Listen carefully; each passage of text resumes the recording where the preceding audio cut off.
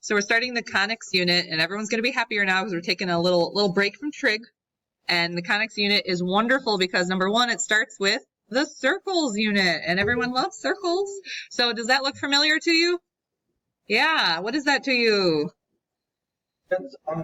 That's distance formula, also known as how to find, like, you can equate it to finding the radius length on our unit circle problems or the hypotenuse of a right triangle. And turns out all of it is connected to what's called the standard form of a circle as well. It's one big derivation of the distance formula.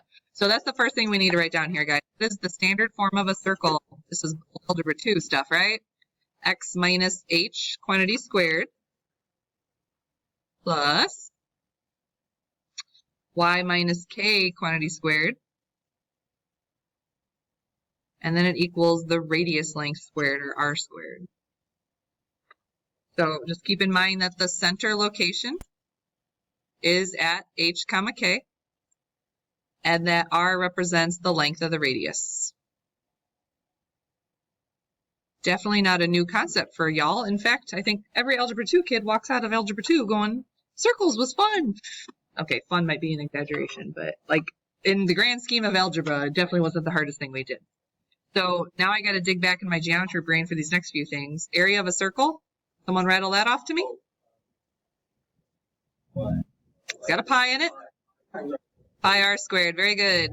Now, another formula that I need you to rattle off. The circumference of a circle. So that's perimeter around the circle. Close. Okay, that would have been right. Most kids learn 2 pi r. I like Daniel's formula of diameter times pi. They're the same formula, but what I find is that kids confuse these two formulas if you use 2 pi r. So I'm a big fan of diameter times pi. Because then, I swear to goodness, guys, kids look at these and they're like, they're the same, right? And I'm like, no, not at all.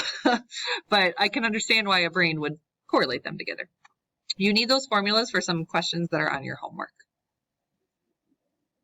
I love circles. And when we look at ellipses, it's not going to be much worse.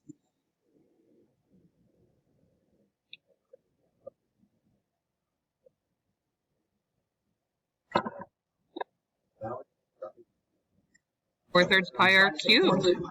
Right.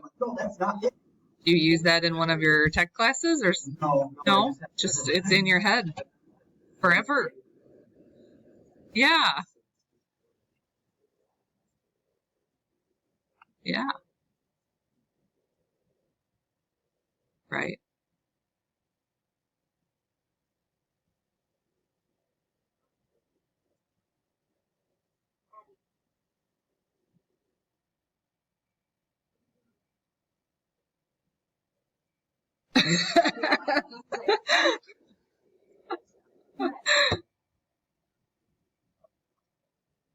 Oh, man, he's going to be trouble when he shows up here.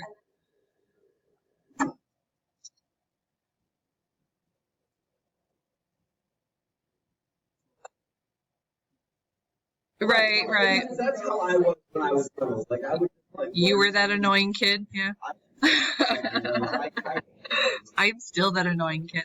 All right, guys. So number 2, identify for me the location of the center, and don't forget you got some built-in negatives here. So the center is located at +2, -3.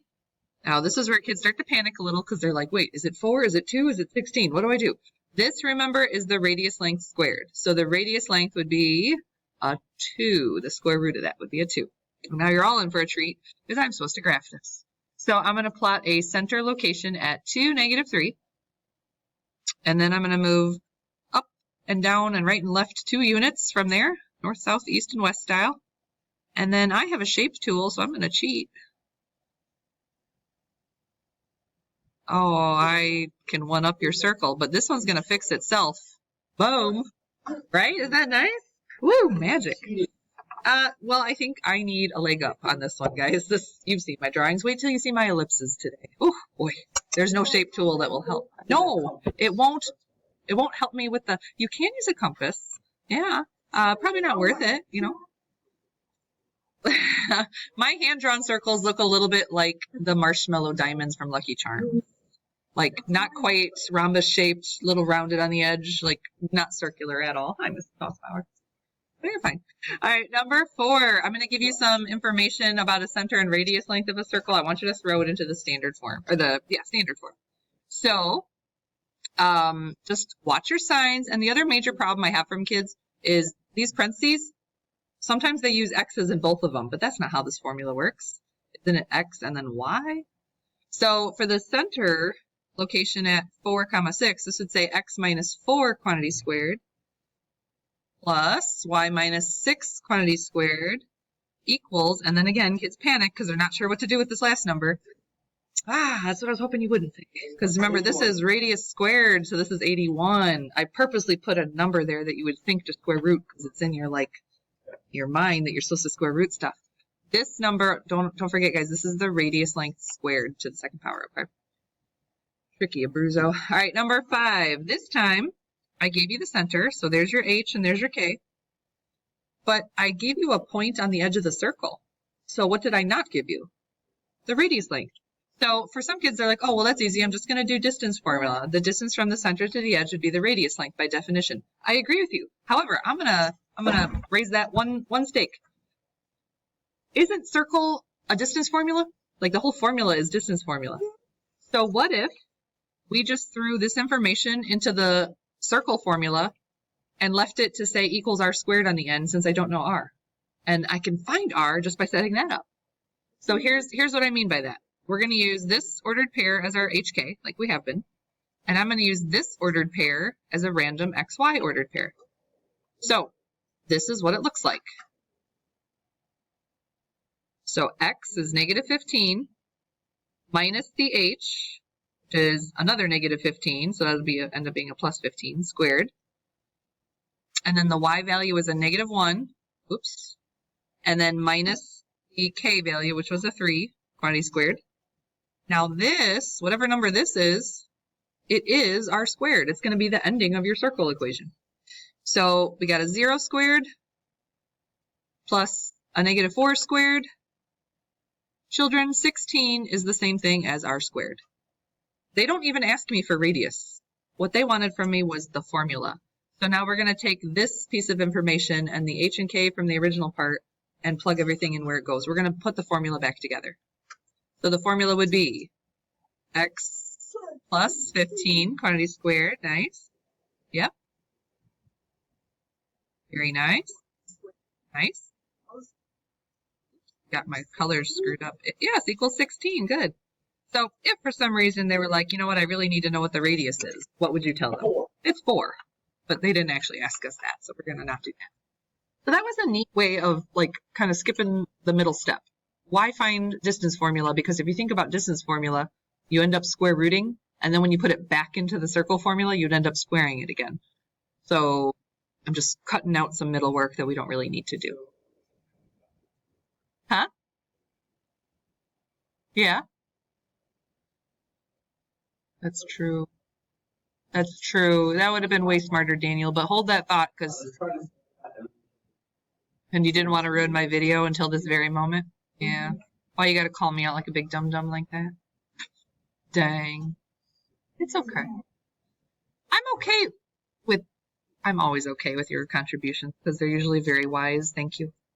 That would have been a lot smarter. Good point. All right. So here, thanks for that. Now I'm going to punish you by creating Generalconic Form.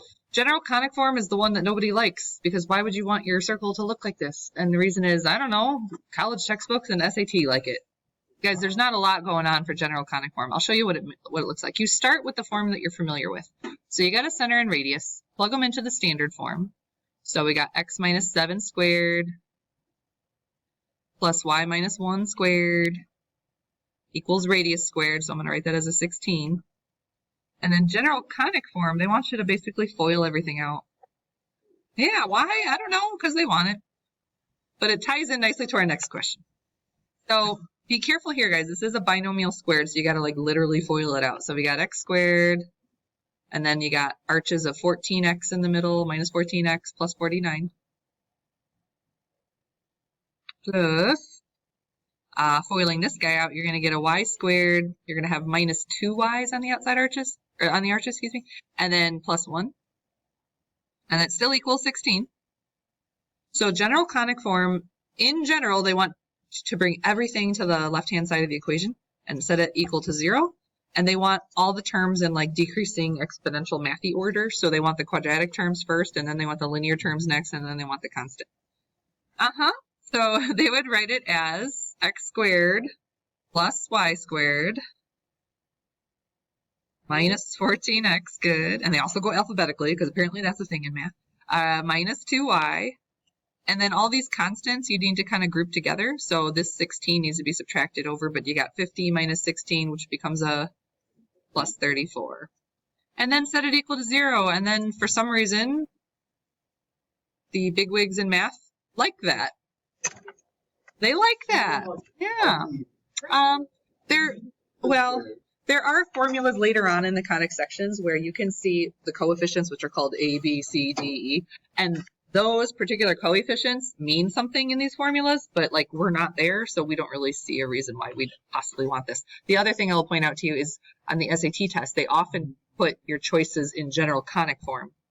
But you guys are crafty test takers, right? So like if you know you're looking for something with a center at +7, +1, like you'll be able to go through the choices and be like eliminate, eliminate, eliminate.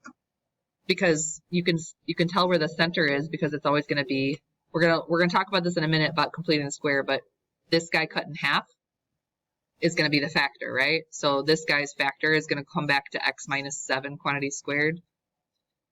Hank, keep that thought for like 2 more minutes. So we're going to go do a backwards problem of this now. So flip over. What if I give you general conic form and I say I want the other form, the one that's actually useful?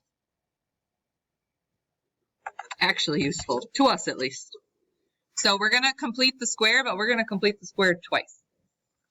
We're going to complete the square on the x's. So we're going to write x squared plus 30x plus blank. And then we're also going to complete the square on the y's. So we're going to say plus y squared minus 2y plus blank. This 222 is basically just in my way. So I'm going to move it back over by subtracting it. Yep. And then remember the thing you have to be careful about in completing the square is balancing out your work. So we're going to add a blue blank and a red blank over here. I think I'm going to skip to 9. Yeah, it's got a lot of horizontal space needed, right?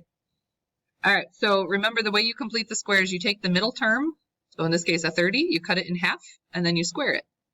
So that'd be 15 squared, which is 225. Thank you. And then same formula for the red guy. You take the -2, cut it in half, but then you square it. So that's 1.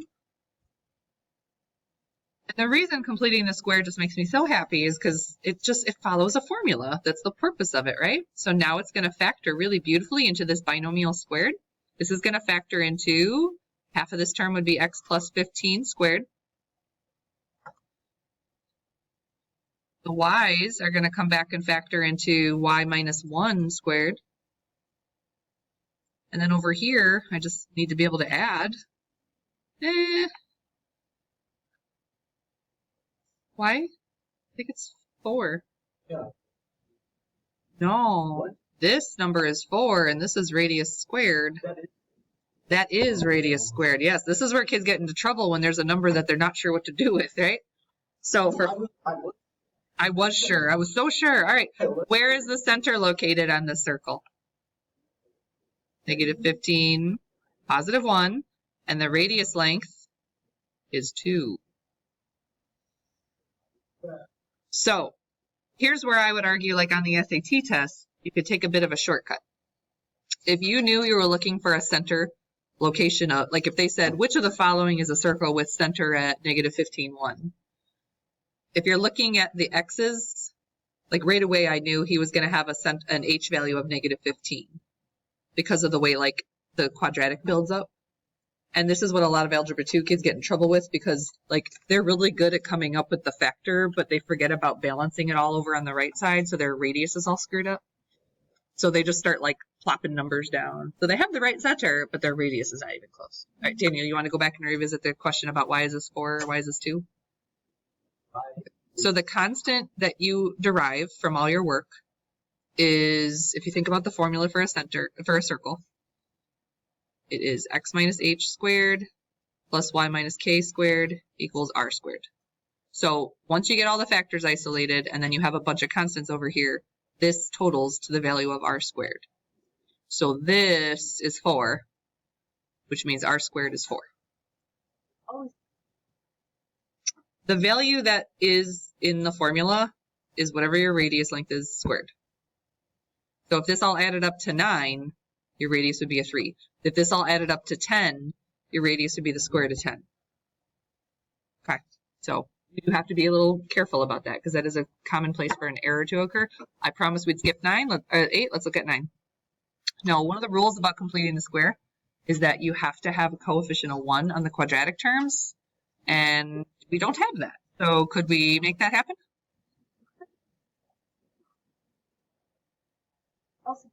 We're going to have to divide by 4, and everybody. Now, most of this is going to come out beautiful, except for the 441, but it'll work out in the end, okay? We've dealt with fractions before, guys. We got this. So right now, we have an x squared plus a y squared. Let's see, is that a minus 24x? Check my math. Minus 3y plus, and then 441 over 4 is just icky, but whatever. All right, children, it's time to complete the square. Here goes. I'm going to start by completing the square in the x's. That won't be too bad.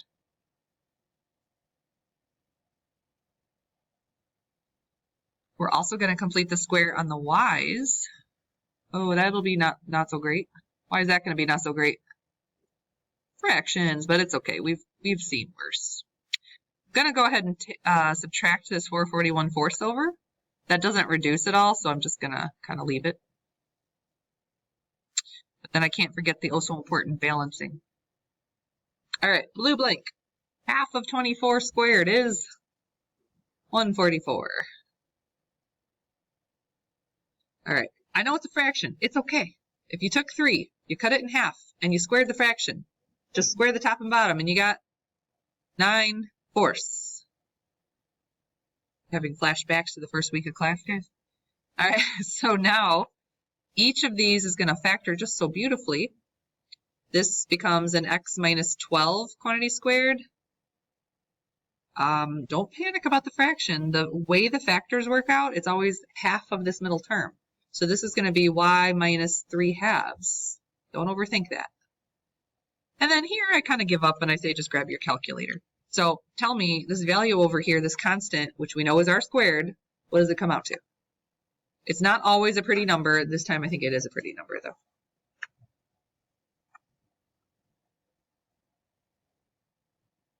That's what I'm hearing, 36. All right, so tell me, what is the location for your center?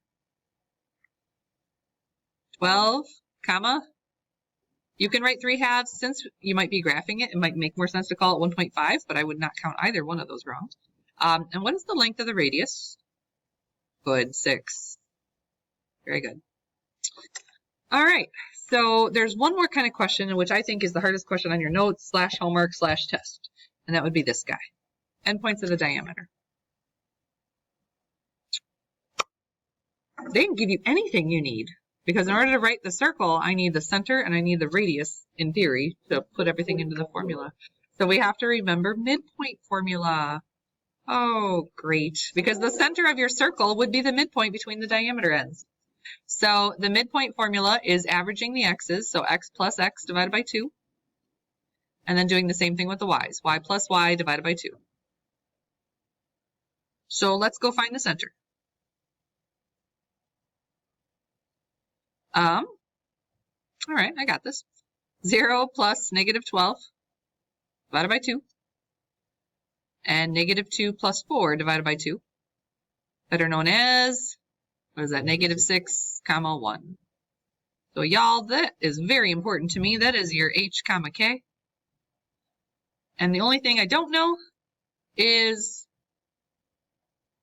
the rest of the formula, the radius, or in our case, the radius squared. Now, this time, I think we're going to have to suck it up and go through the work. I can't see an easy visual shortcut on this one, so I'm just going to use the formula. So what I want you to do, last time I only had one ordered pair to try. Here you have your choice. Would you like to use the 0, negative 2, or the negative 12, 4? I don't care. The 0, negative 2? Okay. So using this XY ordered pair and this H and K value, I'm going to fill in the circle's formula, which is secretly distance, and it's going to help me figure out what R squared is. So the formula is X, so that would be this 0, minus H, which is, careful, -6, and then Y squared. Y, which is -2, minus K, which is 1, quantity squared, and that all equals R squared. So if you could figure out what this is, then I know the ending of my formula, and we can pretty much set it up. All right, so right here we got a 36. What is that, 9? So this adds up to a 45. So whatever R squared is at the end of the formula apparently is 45. So let's put our pieces together here, guys. Your circle is located at a center of -6, 1. So your formula is X plus 6 squared, Y minus 1 squared equals, you just found R squared. What is it? 45. That is not a pretty radius length. What is the radius, by the way? 3 squares of 5? Yep. Gross. All right. So that's circles lesson. We have good momentum going because y'all love circles. So let's move on to ellipses. Can you turn to page 5? 5 in your notes. We're skipping over a couple of the conics. Mrs. Hoffbauer is going out of town for a little while, and she wanted her kids to feel comfortable without her, being there to hold their hand. So we purposely chose to do the ellipse lesson next because circles and ellipses have a lot of things in common. The only difference is, well, the shape obviously is different, but we'll talk about how it is derived. I'm going to go over to the sideboard. I'm going to pause the video while things are loading. The distance of the string. Yes, right. So like earlier today, Mrs. Hoffbauer was messing with that string and the place where the foci were located, trying to make it look more elliptical, because originally she placed them and it looked really like a circle. She's like, oh, they're not going to be able to tell the difference. So then she moved them around. And she got that. Yep, very good. All right, so this is what I was trying to demonstrate. This person did a better job because they're a fake person. But here's a good demonstration of distance 1 and distance 2 added together is the same thing as distance 3 and 4 added together. There's a little teeny piece there. We're going to have a shape coming up in our future that looks like, oh man, I should have brought it out. I think it's in the math office. You guys have seen a cone, right? Yeah, like an ice cream cone, right? So if you were to take, let's envision an ice cream cone. Cone hanging around here? Yeah. Well, no, it's not even 3-dimensional. Okay, so envision a cone, guys. If you were to take a blade and cut through the cone parallel to its base, what shape are you creating? A circle. Good. The cross section there is called a circle. All right. So what if I come through and I cut it like this? So like it depends on what we're doing, right? So if I slice it like this, we're going to create an ellipse shape. Depending on how far I tilt it, though, what I'm really creating possibly looks like a parabola, a different conic. And then my favorite, when you slice it through the point, perpendicular, no, you're going to get what's called a hyperbola. So we're going to have I don't have the shape to show you. You're going to have 2 cones head to head. You're going to have a cone and a cone. All right. So then when you slice it like this, you're going to get what's called a hyperbola. I'll show you next week. Okay. I promise. Yes.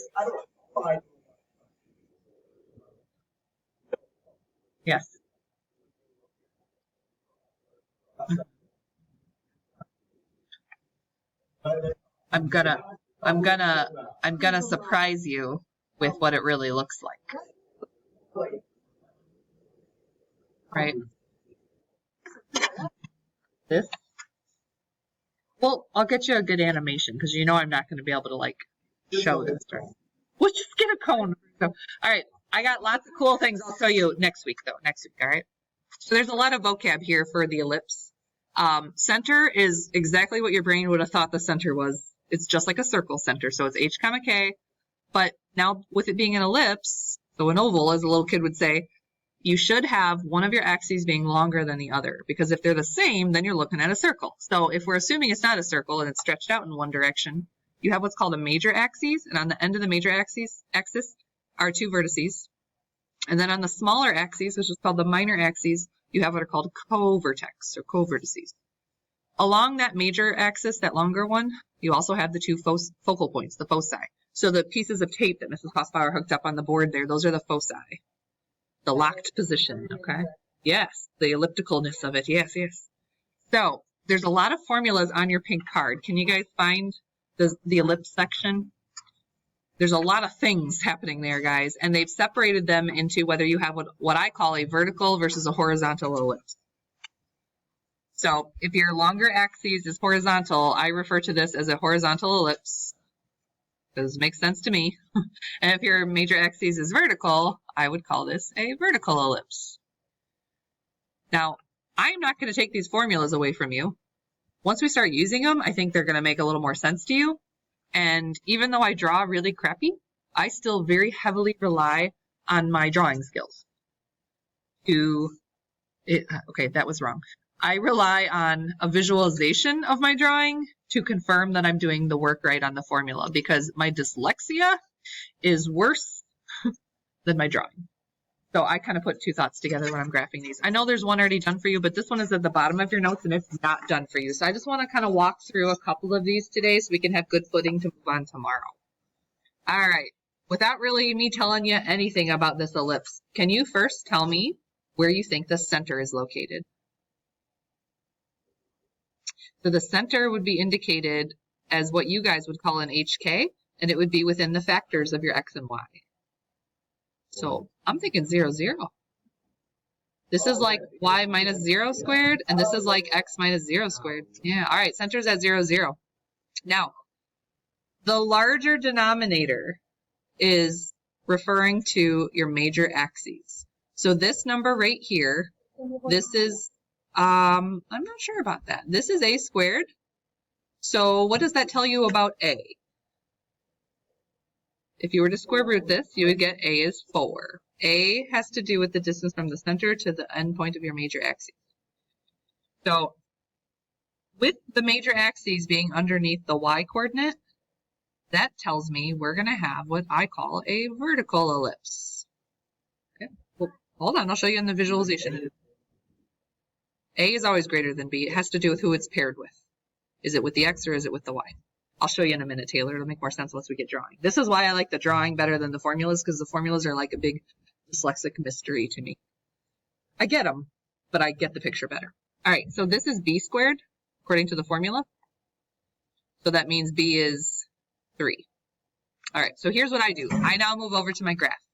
Now, I'm very annoyed that they do this to me almost in the entire chapter. They count by 2s randomly. So this graph is counting by 2s along the axis, so keep in mind of that. I'm going to plot a center point at 0, 0. And then for the distance of 4, that's along your major axes, which because it's underneath the Y coordinate, that means you move in the Y direction. So from the center, you're going to move up 4 units and down 4 units. But in the X direction, you're going to move 3 units from the center. Now be careful, it's counting by 2s, so go halvesies. So left 3 units and right 3 units. And then you're all in for a treat because I got to draw an ellipse. All right. Now this one's a little hard to tell, but can you tell maybe on your drawing that it's more vertically stretched than horizontally? It's longer in the vertical direction. So that's how visually you can see it's a vertical ellipse. So this guy here, which I've already plotted, these blue things are called my vertices. So what I do now, because my teacher's going to explicitly say, where are your vertices? I already know the answer because I plotted them. However, let's look at the formulas. So make sure you're looking at the right formula set. Go in the vertical section, which is on the right side of your formula card. The vertices, the ones that are along the major axis, the formula says H, comma, K plus and minus A. So remember, this is H and K. You have A over here. So for us, that would look like this. 0, comma, 0 plus and minus 4. PreCalc, you're better than this. You can separate this into 2 different ordered pairs for me. Right? This is 0, comma, negative 4 and 0, comma, positive 4. Now, go take a trip back over to your graph. Is that exactly where I plotted my vertices? Yes. So I feel like the formula, the graph, everything matches right now. So now I'm going to find what's called the covertices. For on a vertical ellipse, covertices are h plus and minus b, comma k. So for our information, that would be 0 plus and minus, was it b3, comma 0? So again, PreCalc, you're better than that. Separate and give me the 2 points. You got one at negative 3, 0. You got the other at 3, 0. And I think that's exactly where we graphed our covertices. Or kind of, if you're me. That was my intention.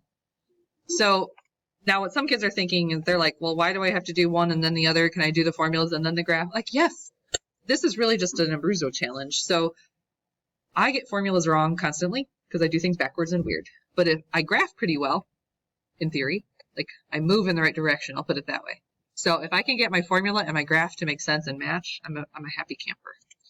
So the other thing we need to find, my teacher's going to ask me for the foci. So the foci are those pieces of tape, right? So on this ellipse, this is the major axes. Whoops, to be straight. The foci are going to be somewhere along this major axis, which I usually indicate with like little stars on my graph. But we should actually calculate where they're at because they're not usually in a pretty place. So the formula for foci at a vertical ellipse is h, comma, k plus and minus c. Oh, guys, we haven't found c yet. There's a formula for c on your formula card, and it kind of looks like Pythagorean theorem. Do you see it? It says c equals the square root of a squared minus b squared. So for your problem, remember a squared was 16? And then b squared was 9? So that's a little funky. C comes out to the square root of 7, which is like 2.5-ish, kind of, sort of, maybe. 6. It's 2 point something. The point is, it's not really a pretty number. It's irrational, so I'm not going to graph it super accurately, but I do need to find it for my teacher because she's picky like that. All right, so we got 0, comma, 0 plus and minus. What did we just find for C? The square root of 7. Now, technically, because this is so gross and weird, I'm okay if you guys leave it like this because we're not even going to the point of graphing it accurately. However, it wouldn't be that hard for me to say you have a foci at 0, comma, negative square root of 7 and 0, comma, square root of 7. So I'm going to ask you to explicitly find these things on your test and on your homework. I'm going to ask you to graph them, and all of them should kind of connect and make sense. All right, so let's try one more on the back here, number 2. This time, you don't have a nice pretty center. You have to think about where your center is located. Very nice. So Daniel says -5 and -2. It's always in the order h, comma, k. So keep that in mind. The larger one has to do with your major axes. So the larger one is your a. Can you tell me, or your a squared, can you tell me what a is? Good, a is 8. And while we're at it, can you tell me what b is? Good. And I learned my lesson. I'm going to have to find c at some point. So can we just go ahead and do that now? So the value for c is a squared, square root of a squared minus b squared, which again, I don't think that's real pretty. The square root of 39. So 6 point something-ish. Okay. I don't really care to find the decimal because, like I said, I'm not going to graph that accurately. All right, so we found all the pieces. It's time to either make a decision. You want to plot, you want to go to formulas. And this is a personal decision for me. I plot. Unfortunately, they did that thing again where they count by 2s. That really gets my goat, guys. All right, so -5, -2. Oh, halvesies here. -5, -2 would be right there, kind of. Now, the a value of 8, what direction am I supposed to move 8? He's underneath the x factor. So you're moving horizontally. This is a horizontal ellipse. Daniel just sighed. Is that because you went vertically? Did you not count by 2s? That's what I do. Oh, okay. Just put a big 90-degree arrow. Yeah. All right. So in the horizontal direction, I'm going to move 8 units. So I'm a little perturbed by this because Anywho, 2, 4, 6, 8 lands me right there. 2, 4, 6, 8 lands me right there. Now in the vertical direction, I'm supposed to move 5 units. So that's irritating. 2, 4, 5. 2, 4, 5. And then I'm supposed to make a pretty ellipse. That's a lot to ask, guys.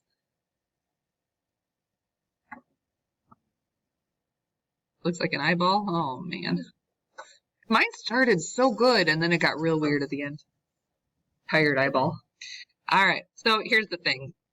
It doesn't look great. And I already technically plotted the vertices and the co-vertices, but I still want to figure it out, guys. So my vertices for a horizontal ellipse like this are at h plus and minus a comma k. So that would be at, now watch your ordered pairs here, y'all. H and k are not 0 anymore. They got weird. So h is -5 plus and minus the a, which was an 8, comma -2. So the ordered pairs that we're going to be finding here are -13, -2. Oh, yep, that's exactly where I plotted it. Good job. And then 3, comma -2. Then similarly, you got some co-vertices we're finding. So for a horizontal ellipse, that would be at h comma k plus and minus b, which you can steal straight off your formula sheet. So for us, that would be -5, comma, -2 plus and minus b is 5.